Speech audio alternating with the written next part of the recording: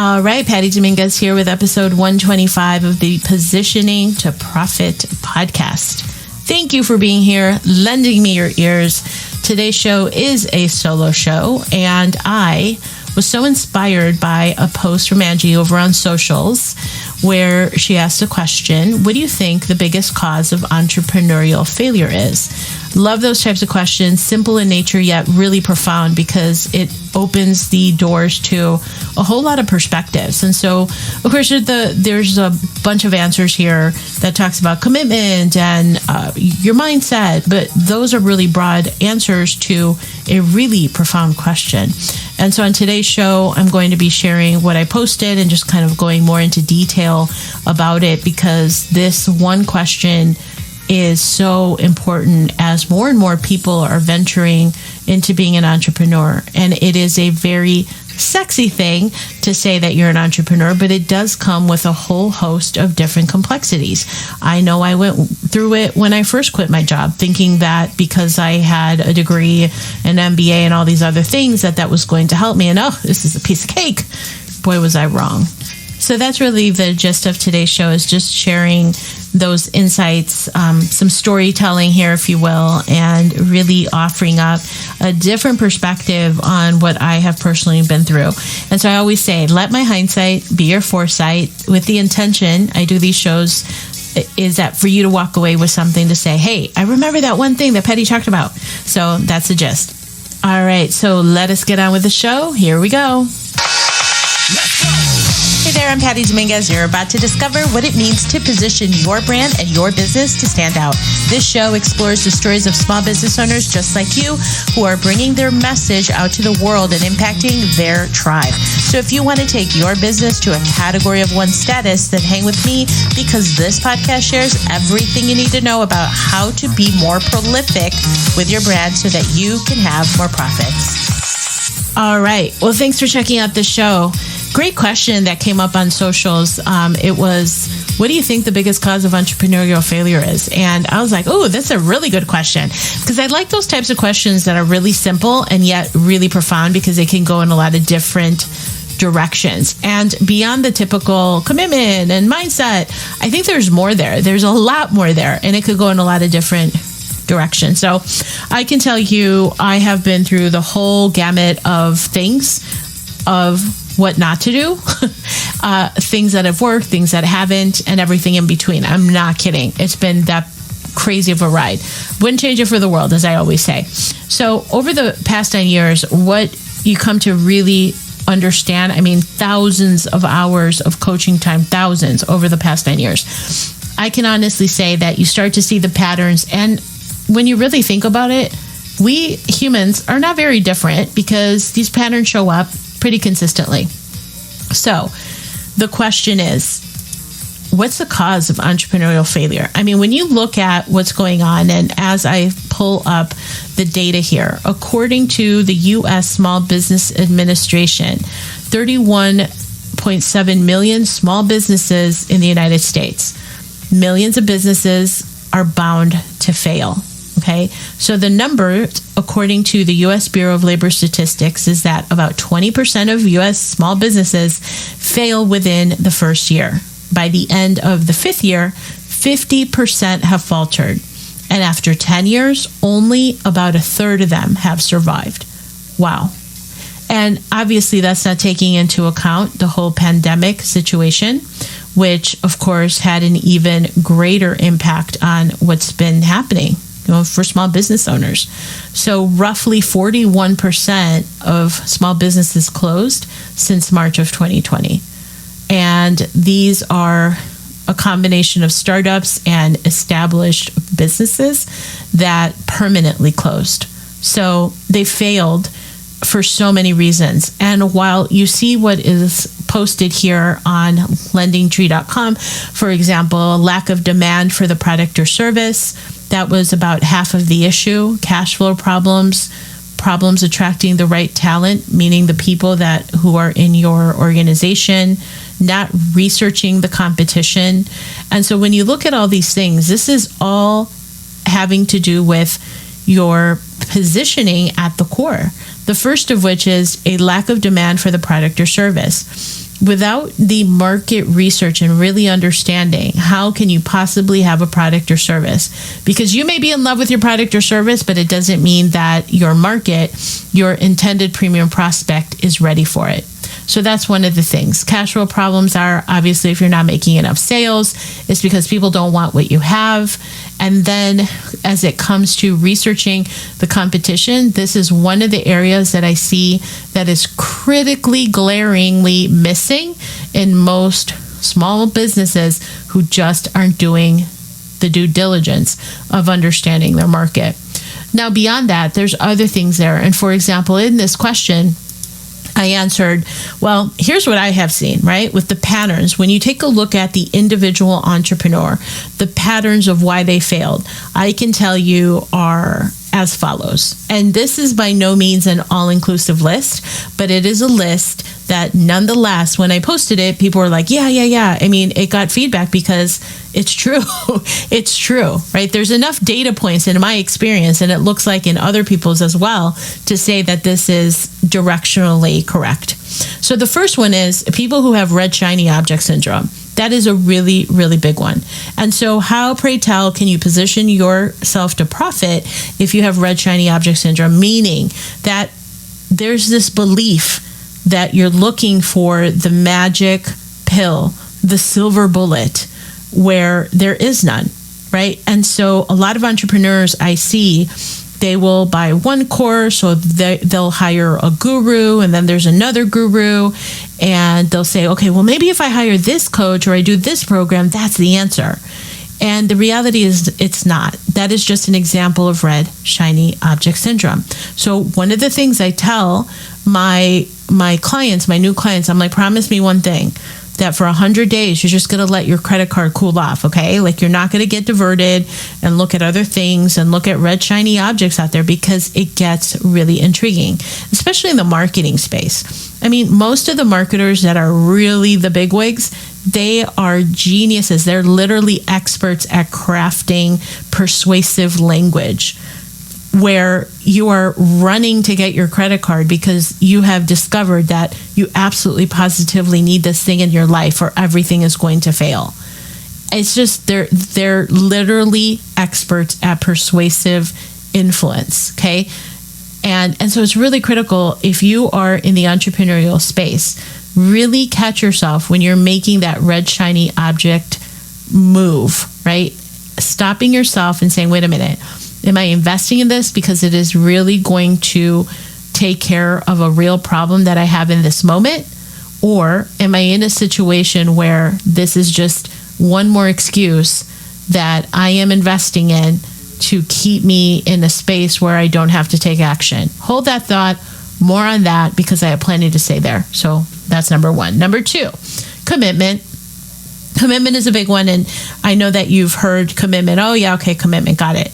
But the truth is that success in business is extremely unsexy, and it takes consistent effort over time. In fact, I have a mentor of mine early in my entrepreneurial career who said, nobody is ever consistent ever, and the people that are the ones that win. So it is no different when you are developing your six-pack abs, is you have to be super consistent about your diet and the exercises and certain protocols that you have to have in order to achieve that state, but also to maintain it. No different in the entrepreneurial space. If you are building your business, it is that consistent, committed effort over time. It is totally boring, sometimes unsexy. Well, actually, most of the times unsexy, but it's the reality of what it takes, is that commitment to consistent effort. Okay. Number three, thinking that you have to do it all. In other words, because I've experienced all of these things, by the way, thinking that you have to do it all, white knuckling it, having this perspective or a belief that only you can do the thing, only you can do it the right way, right? And so being this person so full of ego to think that nobody else can do the thing that you're trying to do, are you kidding me? And that really goes into this whole zone of genius thing. I mean, I was literally doing everything in my business and failing miserably because I was doing it all. You cannot possibly do all things. So instead of white knuckling, gripping that wheel of the helm so tight that it creates this perpetual state of stress, and where you're feeling that stress all over your body, and your breathing is really shallow, and you're just literally at your wit's end, it feels like, all the time. Yeah, that's what I mean by thinking that you have to do it all. So what would it look like if you release the grip, release this notion and complete story that only you can do the thing?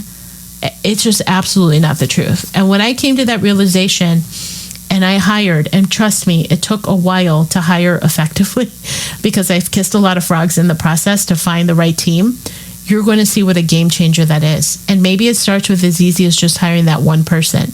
So the first role that I took care of was my bookkeeper, then my accountant, then I went to social media, then I found a VA that turned into my ride or die integrator, and then I have somebody who is handling my community management. I've had other people to handle traffic. So really recognizing when I'm in a bottleneck, it's time for a who. And I have no interest in adrenal fatigue and white knuckling my way to success. It is absolute crap. That is not true. And so just take inventory. Is that what you're doing? Are you white knuckling, gripping at the wheel for dear life? I have to do this. If it's going to kill me, then I'm really asking you to look at that and say, wait a minute, do I really have to do this, or can I release? Because a common question that I have is like, yeah, but I don't have time to train somebody else. But the fact of the matter is, it is so important for you to do that. And when you do, you'll realize, what did I wait so long? Why did I wait so long to do this? It's worth it. Trust me.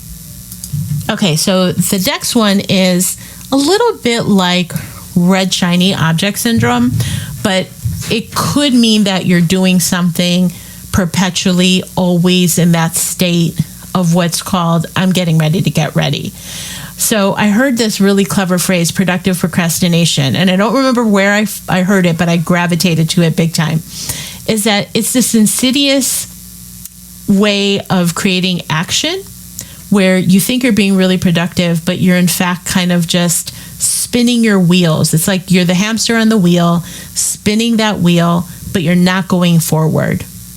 And so you think you're pushing hard and you're putting in all this effort, but it's not really leading anywhere. So that's called productive procrastination. And it could mean because you are going through that course and you're going through the modules and taking notes and just going back and taking a look at your notes. But going through courses and taking notes and just going through the modules is not enough. It's the implementation of that. It's putting it into action that is only going to make the difference. You know this, right? So productive procrastination is this insidious strategy where you feel like you're in action, but it's completely not income producing. So that's a big one. And that one could last for years. When you really look at it, at the core of it is, it's just fear. You have this fear, and your protective strategy to keep you safe is this strategy of, oh, let me get ready to get ready. And it's not like you say it, but those are the actions that are being taken. When you're getting ready to get ready, and you're just taking this action that's not really moving you forward. Just imagine yourself like a hamster on a wheel, not moving anywhere, but just spinning. That's what I mean by that. Okay. The next one is being attached to outcomes. It's really being in this space where you're feeling like you're a victim, but I don't think anybody that's a victim would say I'm being a victim, but that's really what it is. It's where you really just glom onto this notion that failure happened, and so because of that failure, you just want to sit there and stew in your own shit about that launch that failed, or that thing that failed, or I wasted all this money, or that didn't work, or I got conned. Yes, we've all been there. Trust me, I've been there.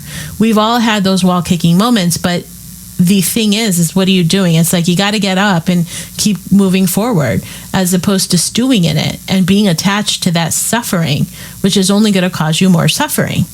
It's really simple. So when things like that happen, really choose to let go of the story that you're attaching to it, because it's exhausting. And I'm sure that the people that you're venting to are feeling that same exhaustion too. It's just like energetically, it's pulling your energy down, and it's coming from such a disempowering place. There is no ROI, no return on investment in beating yourself up at all. All right, the next one, not being diligent about understanding the numbers, the data, everything in your business. So if you're investing in traffic, really knowing the story. And if you don't know how to do it, remember, find a who that is going to help you to provide that clarity. But the numbers are going to tell the story. The numbers on whether you're overspending, right, by investing in courses or coaches, or maybe your overhead's too high, or maybe you just don't have clarity on that traffic that you're spending. Is it giving you an ROI, or you're investing in a traffic person, for example, and it turns out that the traffic is not netting you anything. It's just money flying out the door. You got to know your numbers. So take a look, take inventory. Where can you quantify the results that is going to start to tell you a story? Because cash flow is a really big problem, obviously, in the small business space. And so the way to control that, the way to mitigate cash flow issues, is by being diligent about knowing your numbers. And along with that, the next one is just not being a good steward of money. Is throwing money at the problem instead of really addressing what the problem is. And inherently, the one thing that I've seen is that most entrepreneurs that are in that struggle, hamster on the wheel stage, or they're just not sure why they're not moving forward, they're ready and willing, some of them, to throw money at the problem, where the problem is not in the external, it's really in the internal. And so that's another kind of insidious way that we sabotage ourselves, is by thinking that we have to throw money at the problem instead of addressing what's really going on inside. The next one goes along with the Gay Hendricks book that I talked about, The Big Leap, which was really a game changer when I reread it. And there's a whole other episode where I talk about that, and the upper limit problem. This is where, let's say that you have a successful period and things are so good, it's almost scary how good it is. And then you're like, wait a minute, is this really real? Like, I can't believe I made that much money in my launch. Oh my gosh, is this going to last? No way. Like, things have never been this easy or this good. So see what I mean? You start to self-sabotage, because when things are too good, just recognize that that may be an upper limit problem. And really recognizing when that happens, stopping, assessing, doing the internal work. A lot of this is internal work, right? So there are no silver bullets to all of the solutions that we're talking about. It's doing the work. And even at a macro level, when you think about it, when you hear all of these too good to be true offers, it's because they are. There are no silver bullets. The entrepreneur space does require committed action over time, working on your personal growth, big time, staying in your zone of genius. So there are so many other things that I can talk about, but I wanted to keep it in brief and just share with you what I've seen as to why entrepreneurs fail. So I hope this inspired you to kind of take inventory there. And if you are looking for help on your mindset of where you're playing from, and are you in that space of productive procrastination or self-sabotage or having that upper limit problem, I highly recommend checking out Meet My Higher Self.